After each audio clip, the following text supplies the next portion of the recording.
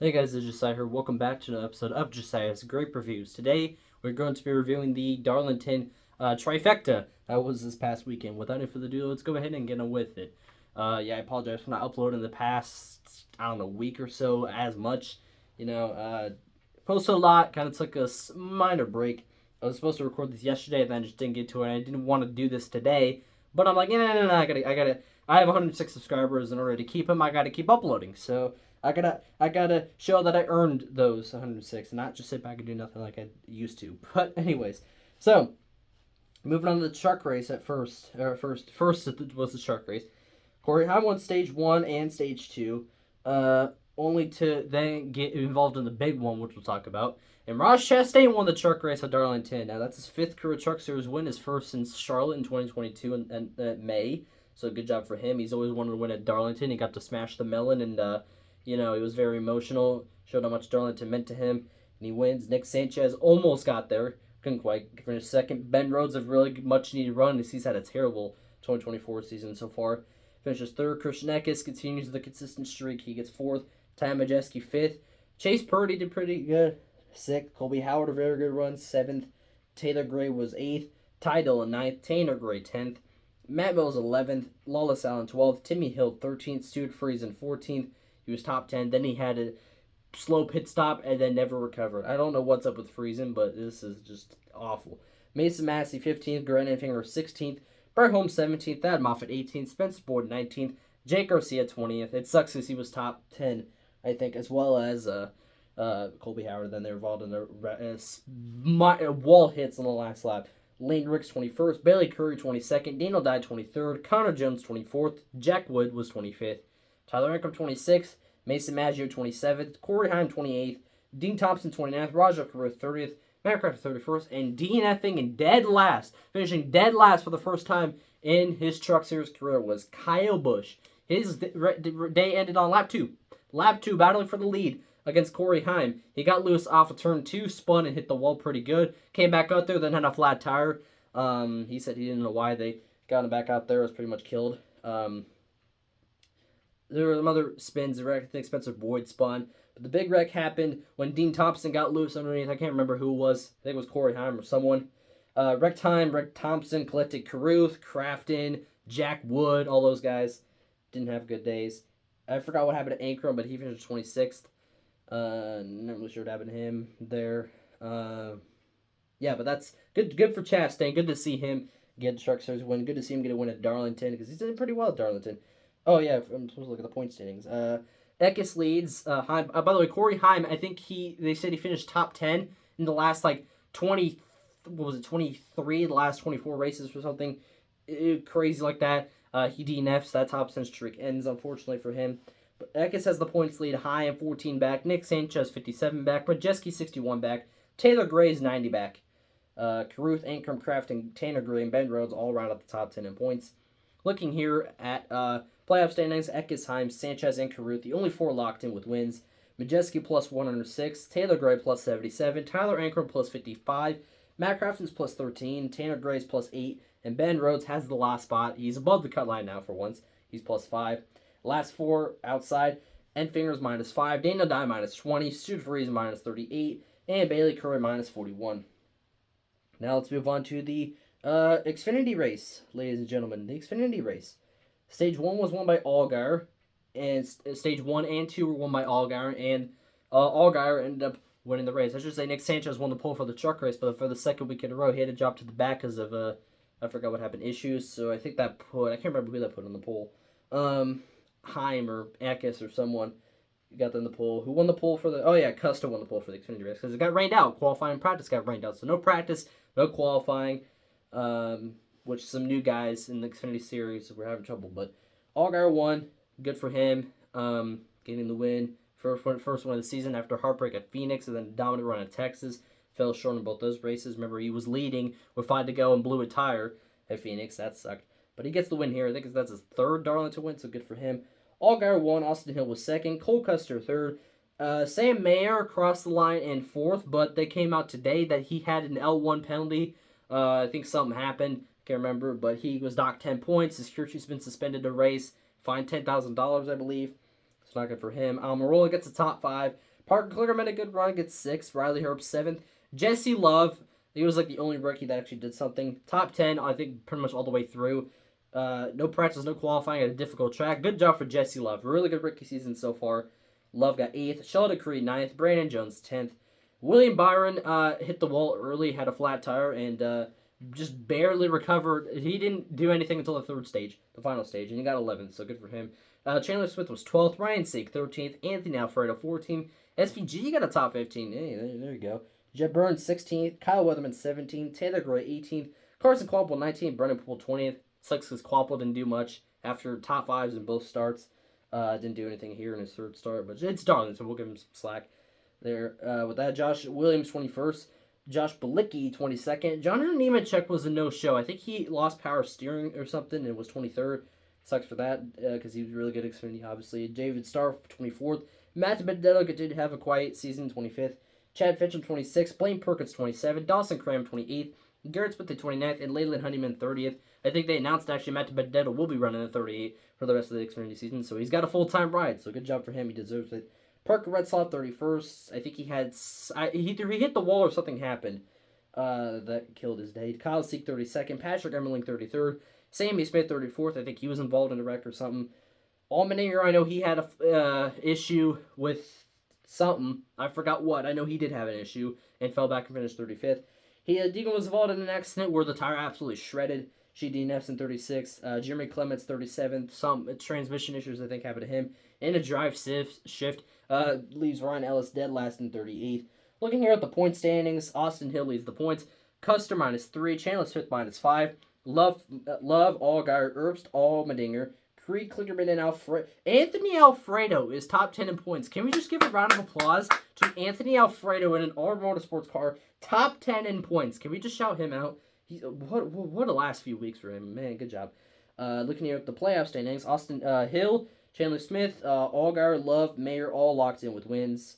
It says Almirola, but he's not even full-time. I don't know why they have him. Cole Custer +165. Herbst is +75. Allmendinger +47. Creed and Kligerman both +44. Anthony Alfredo is +8 to the good. And, yeah, he holds the last... He does not hold the last spot. What the frick? It has Almirola in 12th and locked in. And Brandon Jones is -8 back. That's not right. They need to fix this. So I think technically Brandon Jones should be above the cut line. And then Sammy Smith should be 12 back. And Jones and Alfredo should be 12. I don't know. But anyways, last 4 out, I guess, are Sammy Smith, Ryan Sieg, SVG, and Brendan Poole. I'm going to do that because, again, Almirola's not full-time. I don't know why they have him there. That's a bug or something. No clue. But let's move on to the Cup race if I can. Come on. Get it up because it was a wild one. Tyler Reddick started on pole. Larson won stage 1. Reddick won stage 2. Looked like he was going to... The class of the field led, I think, 170-ish laps of the 293. Led the most laps in his career in a race. But he got into some trouble late. Another brilliant finish towards the end. Reddick, Keselowski, and Buescher dueled it pretty good. With 30 to go, there was a restart. And Reddick and Keselowski were dueling hard. Alpha turned forward one time. Keselowski got loose. Got up into Reddick. They hit the wall. Buescher made a 3-wide move. Passed them both for the lead. Then with 10 to go, Reddick tried a dive bomb move similar to the move that Briscoe pulled on Reddick at Bristol Dirt and spun them both around. Same thing here. They both got up into the wall. Keselowski went by both of them. Both Buescher and Reddick got flat tires, got terrible finishes, and Keselowski won the race. His snaps a 110 race winless streak. First win since April 2021 at Talladega, so good for him. That's his first non-restricted plate win since Richmond in the fall of 2020, so good job for him. His 36th career win, that's a lot. Before we get to Keselowski, though, Buescher and Reddick. Buescher was not happy at Reddick. There was a post-race altercation. Good job to Fox though to get in the mic, and get some good audio. I still can hear what they were saying, but after looking back, I can hear what they were saying. And there was even a transcript by Jeff Cluck on Twitter. That was funny. I don't know why that was pretty funny. But Reddick was saying, like, hey, I messed up. He owned up to it. And Buescher was saying, like, you can't be doing that. Like, I need a winner sticker. Word to word what he said. I need that winner sticker or something like that. But, yeah, that was not a good move by Reddick. He owned up to it. And Buescher, I can understand his frustration. He lost in the closest finish in NASCAR history last week at Kansas by 1/1000th of a second. Thought for a moment that he won. And then here he is leading with 10 to go and loses it by not to his own fault. But there's that. Sucks for Busher, though. Before it gets their first win of the season. Their first win in all 3 series in the season. It took them this long. But back to Brad Keselowski, RFK, that team was struggling. Then Keselowski comes in 2022. They struggled, but Busher got that win at the Bristol night race. Keselowski was running well there before he had a flat tire and issues late. But Busher won that race. Then 2023, a huge up for them. Busher had 3 wins, made it all the way to the round of 8. Keselowski was consistently good, except he didn't get a win. But here, Brad Keselowski gets a win. He had 2 runner-up finishes at Texas and Talladega all in a row. I think he had 5 runner-up finishes, and those, again, 2 of them were this year. 5 runner-up finishes since he's been in the 6 car. First win for the 6 Cup car since, I think, David Reagan at Daytona in the fall of 2011. So that's pretty good to see that, because Bain didn't win in that car. Newman didn't win in that car. Now Keselowski comes and wins in that car, so good for him. So Keselowski wins. Ty Gibbs, for a moment, I thought he was going to get the win. Didn't quite. He still ran pretty good. Finished second. Josh Berry, another rookie, gets a good run. Or Ty Gibbs isn't a rookie. He's a sophomore. What the heck? I still think he's a rookie. But Josh Berry finishes third. I wanted to talk about Ty Gibbs because there's this sophomore slump, and Ty Gibbs is not a sophomore slump right now. He is doing well above the cut line. Good for him. This is by far his best run since Bristol, so I can tell you that much. Good job for him. Berry comes through with a third. Denny Hamlin was my pick to win, and of course this is the one race where he doesn't lead any laps. He led laps in like 16 straight races, which is like a career long, or at least the longest active streak. Didn't lead laps here, but still got a top 5. Chase Briscoe even got a top 5. Good for him. He ran pretty solid. William Byron was solid. Last year's winner, finished 6th. Bubba Wallace ran solid, finished 7th. Alex Bowman stuck up there, got a top 10. Justin Haley in a Rick Ware car gets a 9th. How about that? Haley was competitive. It was pure raw speed. It wasn't even a strategy. It was pure raw speed. And Michael McDowell, same thing, got a top 10. Both good runs for them. I think that's Rick Ware Racing's best finish in a non-super speedway race. I think that's the first. Is that the first top 10 in a non-super speedway race? Because if so, round of applause for them. Ross Chastain got 11th. Again, the Truck Series winner didn't do much there. Same for Chase Elliott. Inconsistent as heck. Started 31st, messed up in qualifying, and I was like, hey, he's done pretty solid at Darlington, but I don't know what the heck Darlington has against him. He won the Xfinity race in 2014 at age 18 in his first try, but ever since then, it's just been that peak, and then just nothing. Crash and burn, because he was terrible, and he got up to the top 15, then had a slow pit stop, so he had to work his way back up, still salvaged a 12th, which he still has the top 20 in every single race this season. I think him and Truex doesn't have a top 20 because he finished 25th. So Chase Elliott's worst finish this season was 18th at Phoenix. So round of applause for him. Very good, consistent season so far for Elliott. Christopher Bell, same thing, just inconsistent, 13th. Noah Gragson, 14th. Ty Gilliland was top 10, finishes 15th. Corey LaJoie, 16th. Ryan Preece, 17th. Kaz Grella, Rick Ware Racing, 2 cars in the top 20 in non-super race. How about that? And competitive fashion, too. They were competitively running up there. 18th for Kaz Grella. Eric Jones' first race back. It's 19th at Darlington. Not bad. Austin Cindric, 20th. Joe Logano, 21st. Don't know what's up with Team Penske, but they're struggling. Logano was solid, but then he fell back. Blaney was solid, but I'll get to Blaney in a minute. Harrison Burton, 22nd. Ricky Stenhouse Jr., 23rd. Daniel Suarez, 24th. Martin Truex Jr., 25th. Carson Osford, 26th. Kyle Busch, 27th. Austin Dillon, 28th. Derek Cross, 29th. And Chris Buescher, 30th. John Nemechek, 31st. Tyler Reddick, 32nd. Daniel Hemrick, 33rd. 3 DNF cars. Kyle Larson blew a tire. He won stage 1, was consistent, then scraped a wall, then 10 laps later blew a tire, finished 34th. Zane Smith spun, hit the wall, day ender, 35th. And Ryan Blaney, dead last. After he ran out of time at the damage vehicle policy. That's what the DVP is. He was involved in a stack-up crash on a restart. Nemechek spun to bring out the caution, and then the next restart, Byer made a 3-wide move, slid up into Truex, who slid up into Blaney, got up into the wall, and that stacked everyone up. Left Truex with damage, ended Truex's day pretty good.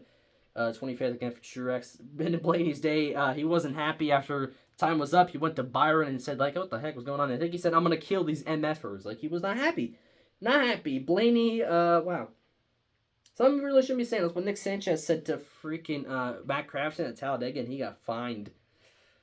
Anyways, but let's go ahead and look at the point standings. Larson leads the points despite not having a good finish. Truex 30 points back. Hamlin 39 points back. Chase Elliott 49 points back. William Byron 86 points back. Reddick, Gibbs, Blaney, Bowman, and Chastain all round out the top 10. Looking over the point standings, or the playoff standings, excuse me, as I almost tripped and fall by my, I don't even know what the heck I'm doing. Larson, Hamlin, Byron, Elliott, Reddick, Bell, Keselowski, Suarez, all locked in with wins. Truex plus 140, Gibbs plus 74, Ryan Blaney plus 55, Alex Bowman plus 49, Ross Chastain plus 42, Buescher plus 15, Busch plus 8, and Briscoe plus 6. First 4 cars out. Bubba Wallace minus 6 back, Logano 30 back, Singer 90 back, and Josh Berry 92 back. Okay, so that was Darlington. Crazy. And I was also going to talk about Kyle Busch. He hit the wall multiple times. Mostly due to cars being in front of him. Unfortunately, with Chase Elliott, but yeah, he hit the wall. It was terrible. I don't know what's up with Kyle Busch this season, but he's had some solid runs, but mostly not so good runs. So I don't know what's up with that. But Darlington, pretty good overall. I give the race a solid 7 out of 10. Not bad overall. Pretty good. What is it? The Grape meter, 7 out of 10. Not bad, 70% if you will. On the groovy gauge, but I'm not gonna shout out to Eric used to have a groovy gauge and all that. But anyways, and out of groove, that's what it's called. But there's some other things to get to in this video. NASCAR has done some tweaking, if you will. There's done some interesting moves. They obviously there's gonna be different announcers. Jimmy Johnson's gonna announce some races. Dale Jr. is announcing races on Amazon Prime.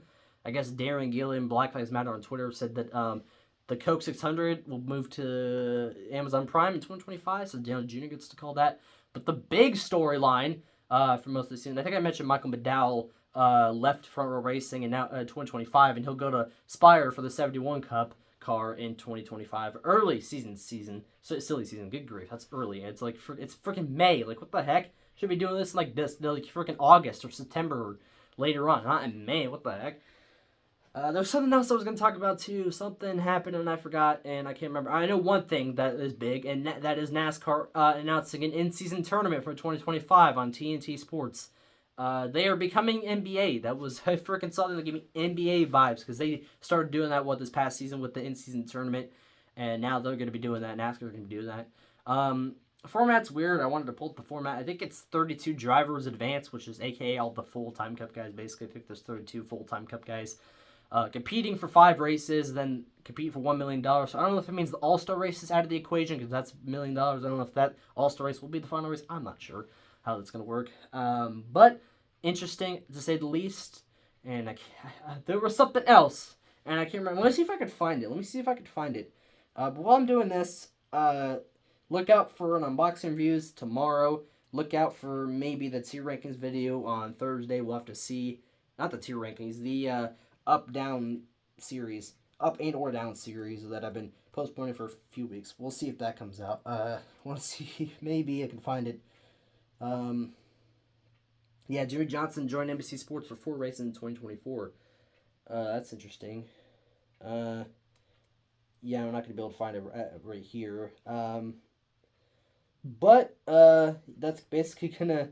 Oh yeah, NASCAR Race Hub got canceled. Their last show is going to be in June, so that's sad. Goodbye, but dang it. But anyways, that's going to do it for this episode of Josiah's Grape Reviews. Hope you guys did enjoy. I cannot speak. Smash like, subscribe, hit the little tiny notification bell so you never miss any new videos just like this one. As always, that is clout. I don't support that. It's just about yours truly, you know what I'm saying? And I'll see you guys in hopefully tomorrow's video. Hopefully I remember to post tomorrow. I got stuff to do on Wednesday. I'm in theater for school, and the play is this weekend, and we have dress rehearsal this week, so I'm busy. So hopefully I can get to that as well. And I also have a series race tomorrow, my NASCAR Smithfield Cup series tomorrow. So we'll see. Hopefully I can get to that though. But anyways, see you guys. Bye.